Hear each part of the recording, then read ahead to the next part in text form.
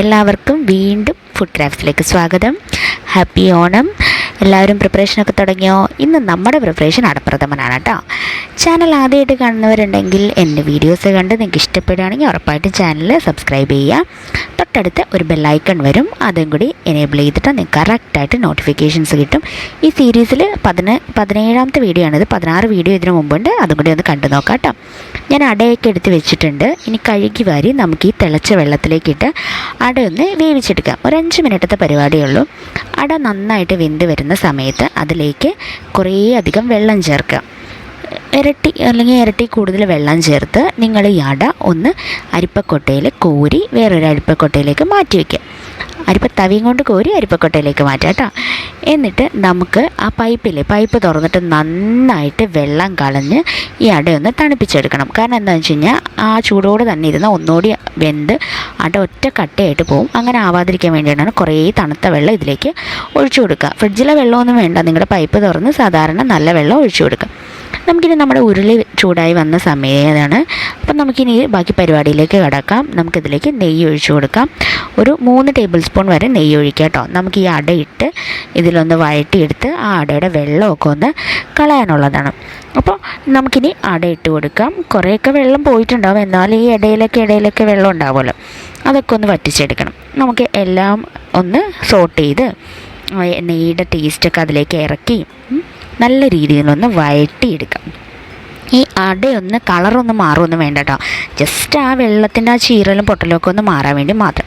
ഞാൻ ശർക്കരപ്പാനിയുടെ വീഡിയോ നേരത്തെയുള്ള 2 പായസത്തിൻ്റെ റെസിപ്പിയിൽ പറഞ്ഞിട്ടുണ്ട്. അതിൽ പരിപ്പ് പായസത്തിൻ്റെ റെസിപ്പിയിൽ ഡീറ്റെയിൽ ആയിട്ട് പറഞ്ഞിട്ടുണ്ട്, അതൊന്ന് കണ്ടു നോക്കാം കേട്ടോ.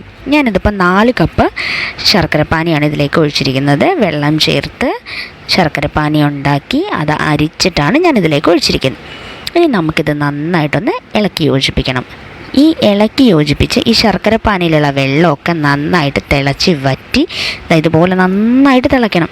തിളച്ച് നന്നായിട്ട് വരട്ടിയെടുക്കുക. നിങ്ങളിതിങ്ങനെ ഇളക്കുമ്പോൾ നന്നായിട്ട് അത് നമ്മുടെ ഉരുളിയിൽ നിന്ന് വിട്ടുപോരണം. ഞാനിപ്പോൾ നിങ്ങൾക്ക് ഇളക്കി കാണിച്ചു തരാം. ഇതുപോലെ നല്ല രീതിയിൽ തന്നെ ശർക്കരയും നമ്മുടെ അടയും കൂടി കുറുകി ഇതുപോലെ വറ്റി വരണ്ട് വരണം.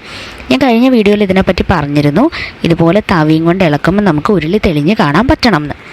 ഇനി നമുക്ക് ഈ സമയത്ത് ഇതിലേക്ക് നമ്മുടെ 3ാമത്തെ പാല് ചേർത്ത് കൊടുക്കുക. നിങ്ങൾ 2 പാലാണ് എടുത്തിട്ടുള്ളെങ്കിൽ 2ാമത്തെ പാൽ ഈ സമയത്ത് ചേർത്ത് കൊടുക്കുക. ഇനി ഇത് ചേർത്തതിന് ശേഷം നിങ്ങൾക്ക് സാധാരണ നമ്മൾ പായസമൊക്കെ ഇളക്കുന്ന പോലെ തന്നെ നന്നായിട്ട് ഇത് ഇളക്കിക്കൊണ്ടിരിക്കുക. ഇനി ഇളക്കി ഇതും പകുതി ആകണം. ഇതും കുറുകി പകുതി ആവുന്ന സമയത്താണ് നമ്മൾ നമ്മുടെ 2ാമത്തെ പാല് ചേർത്ത്. അപ്പോൾ ഇത് നന്നായിട്ട് ഇവിടെ ഇരുന്ന് കുറുകി വരട്ടെ. ഈ സമയത്ത് നിങ്ങൾക്ക് വേണമെങ്കിൽ നമ്മുടെ കശുവണ്ടിപ്പരിപ്പ് മുന്തിരിയൊക്കെ നെയ്യിലിട്ട് ഫ്രൈ ചെയ്ത് മാറ്റി വയ്ക്കാം കേട്ടോ. ഞാൻ ഈ സമയത്താണ് അതൊക്കെ ചെയ്തത്. അതൊന്നും ഈ വീഡിയോയിൽ കാണിക്കുന്നില്ല. ഇത് ഇച്ചിരി ലെങ്തായിട്ടുള്ള വീഡിയോ ആണ്, അതുകൊണ്ടാണ്. പഴയ വീഡിയോയിൽ ഇതെല്ലാം കാണിച്ചിട്ടുണ്ട്. 2 ദിവസം മുമ്പ് പായസങ്ങളൊക്കെ ഇട്ടിരുന്നു, അതിനകത്ത് ഇതെല്ലാം കാണിച്ചിട്ടുണ്ട്. നിങ്ങളത് നോക്കുക കേട്ടോ. പ്രത്യേകിച്ച് അങ്ങനെ ഒരുപാട് റോക്കറ്റ് സയൻസ് ഒന്നും ഇല്ല. ഇച്ചിരി മുന്തിരിയും കശുവണ്ടിപ്പരിപ്പും വറുക്കാനായിട്ട് ശ്രദ്ധിക്കേണ്ട കാര്യം എന്ന് പറഞ്ഞാൽ ആദ്യം കശുവണ്ടിപ്പരിപ്പ് വറുത്ത് മാറ്റുക, അതിൻ്റെ പുറകെ മാത്രമേ നമ്മുടെ മുന്തിരി ഇടാമുള്ളൂ. അപ്പോൾ ഇത് ഞാൻ നല്ലോണം ഇളക്കി കുറുക്കി എടുക്കാം. പിന്നെ നമ്മുടെ റെസിപ്പീസിൽ ഇനി ഓണം സീരീസിൽ ബാക്കിയുള്ളത് പാലടയാണ്. പാലട ഞാൻ അടുത്ത ദിവസം വീഡിയോ ഇടുന്നതാണ്. ഇനിയിപ്പോൾ പൂരാടത്തിന് മുമ്പ് എന്തായാലും നമ്മുടെ ഓണം സീരീസ് തീരുകയാണ്. അതിനുശേഷം ഞാനൊരു നുറുക്കിൻ്റെ വീഡിയോ ചെയ്യുന്നുണ്ട്.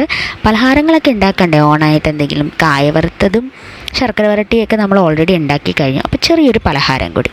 അപ്പോൾ ഞാൻ ഇതുപോലെ കുറുകി വന്ന സമയത്ത് ഞാൻ എൻ്റെ കയ്യിലുള്ള 2ാമത്തെ പാല് ഒഴിക്കുകയാണ്. അപ്പോൾ ഇതുപോലെ തന്നെ നിങ്ങളും ചേർത്ത് കൊടുക്കുക. ഒന്ന് കുറുകി വരുമ്പോഴാണ് 2ാമത്തെ പാല് ചേർക്കേണ്ടത്.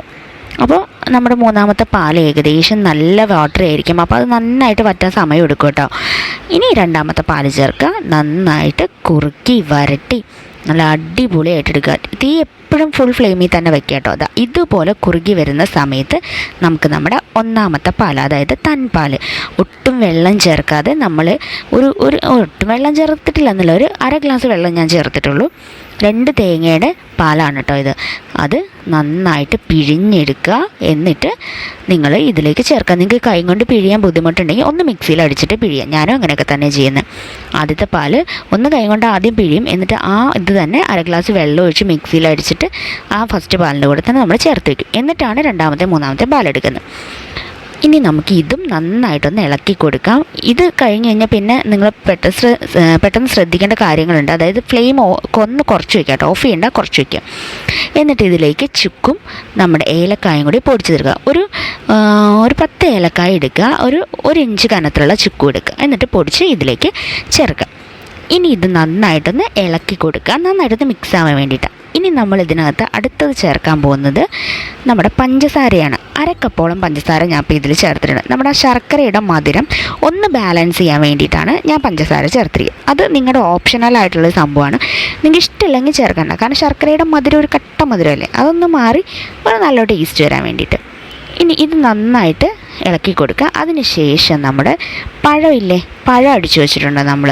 ഒന്നെങ്കിൽ നിങ്ങൾ ചെറുപഴം ഏതെങ്കിലും എടുക്കുക. കദളിപ്പഴം കിട്ടുവാണെങ്കിൽ കദളിപ്പഴം ചേർക്കുക. കഴിഞ്ഞ വീഡിയോയിൽ ഞാനൊരു ലോകമണ്ടത്തരം പറഞ്ഞു. കണ്ണമ്പഴം അല്ല കദളിപ്പഴമാണ് കേട്ടോ. ഞാനത് കദളിപ്പഴം അല്ല കണ്ണമ്പഴം എന്ന് പറയുകയും ചെയ്തു. ആരും ശ്രദ്ധിക്കുക കേട്ടോ. ഇനി നമ്മൾ അടുത്തതായിട്ടെന്ന് പറഞ്ഞു കഴിഞ്ഞാൽ നമുക്കിതിലേക്ക് ചേർക്കാനുള്ളത് നമ്മുടെ കശുവണ്ടിപ്പരിപ്പും മുന്തിരിയൊക്കെ ഞാൻ വറുത്ത് വെച്ചിട്ടുണ്ട് നെയ്യിൽ. ആ നെയ്യും ആ കശുവണ്ടിപ്പരിപ്പും മുന്തിരി എല്ലാം കൂടി ഇതിലേക്ക് ചേർത്ത് കൊടുക്കുക. ഇപ്പോൾ ഏകദേശം ചെറുതായിട്ട് തിളയൊക്കെ വന്നു തുടങ്ങിയിട്ടുണ്ട്.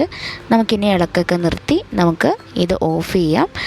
ബർണർ ഓഫ് ചെയ്തിട്ട് കശുവണ്ടിപ്പരിപ്പ് മുന്തിരി ചേർത്താൽ മതി കേട്ടോ. അപ്പോൾ ഇത് ഏകദേശമൊക്കെ കുറുകി നമ്മുടെ ഒരു കൺസിസ്റ്റൻസിയിൽ എത്തിയിട്ടുണ്ട്. മധുരമൊക്കെ പാകത്തിനല്ലേ നോക്കുക.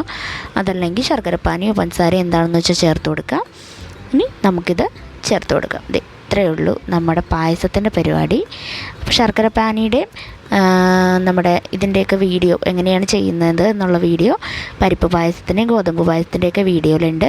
എല്ലാ വീഡിയോസിൻ്റെയും ലിങ്ക് ഞാൻ ഡിസ്ക്രിപ്ഷൻ ബോക്സിൽ കൊടുത്തിട്ടുണ്ട്. അപ്പോൾ അതൊന്ന് നോക്കാം കേട്ടോ. എന്നിട്ട് നിങ്ങൾക്ക് ഏതെങ്കിലും വീഡിയോസിൽ എന്തെങ്കിലും ഡൗട്ടൊക്കെ ഉണ്ടെങ്കിൽ കമൻറ്റ് ചെയ്ത് ചോദിക്കുക. വീഡിയോസ് ഇഷ്ടപ്പെടുകയാണെങ്കിൽ ലൈക്ക് ചെയ്യുക. കുറേ പേരൊക്കെ എന്നെ അറിയാവുന്നവർ എനിക്ക് ഡയറക്റ്റായിട്ട് മെസ്സേജൊക്കെ ചെയ്യുന്നുണ്ട് കേട്ടോ. അപ്പോൾ താങ്ക്സ് ഫോർ ദാറ്റ്. അപ്പോൾ എല്ലാവർക്കും വീഡിയോ ഇഷ്ടപ്പെട്ടു എന്ന് വിശ്വസിക്കുന്നു. വീണ്ടും അടുത്ത റെസിപ്പി പാലട പ്രഥമനാണ്.